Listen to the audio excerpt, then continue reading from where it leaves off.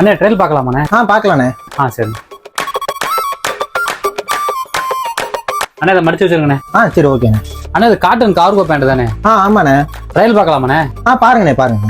சரி அண்ணா, இதே மடிச்சு வச்சிருங்கண்ணே. சரி ஓகேண்ணே. பர்ச்சேஸ் அதிகமா இருக்கு தம்பி. குடோன்ல வந்து பைய எடுத்துருவாடா.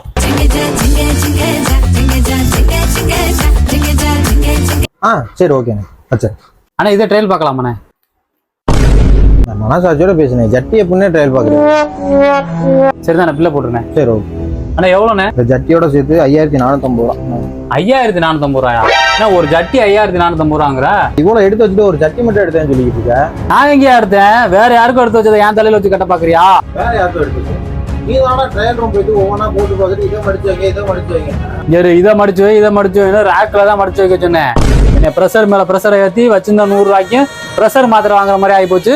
சட்டிக்கு காசும் கிடையாது, ஒண்ணும் கிடையாது. ஆனா இது புதுசா இருக்குண்ணே, புதுசா